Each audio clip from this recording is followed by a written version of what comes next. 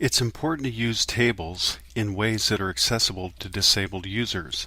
There are two ways tables are often used in Word documents. For instance, tables are sometimes used for layout purposes.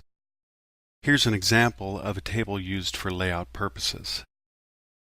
Tables that are used for layout purposes often jumble the content when read by disabled users. In this case, this document could be formatted using columns instead, making the content accessible to disabled users.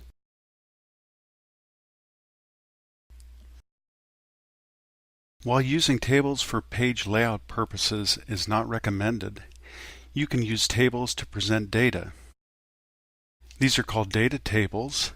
This course schedule is a good example of a data table. Notice how each column in this table has a heading. Together, these are called table headers. Create tables by clicking the Table button and then the number of cells you desire in the table.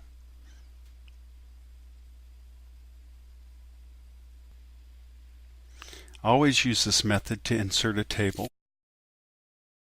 Avoid drawing tables. Avoid using row spans and column spans.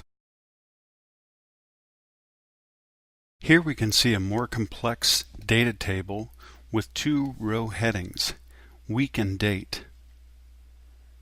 Having two levels of column or row headings or headers is not recommended. Also notice the row span on the left side. Row spans are not recommended. There are several approaches that can be used to make this data table accessible. You can break up a complex table into several more simple tables. Here we see a separate table for each week.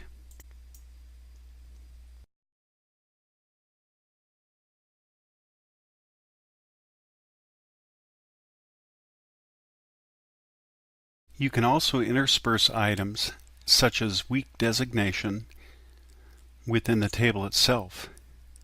In this case, week designation falls under the date heading and does not use column or row spans. When using data tables, it's good to designate row headings or headers. This helps the disabled user navigate your table and understand its contents. To do this, select the entire table itself by right-clicking this icon, and then choose Table Properties. Here, choose the Row tab, and then choose Repeat as Header at the top of each page. This designates the first row as the header row. If possible, it's good not to allow your table rows to break across pages.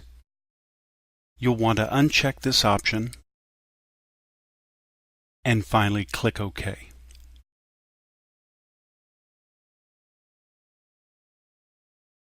Okay, one last step for our data table. Let's add a table caption. Captions help disabled users understand the content and structure of a data table. You can do this by selecting the table. I'll then right-click this icon in the upper left-hand corner. Here I'll choose Insert Caption, and we can see the caption entry box up above. It's good to keep the table number designation. Go ahead and enter a colon here and provide a short caption that describes your table.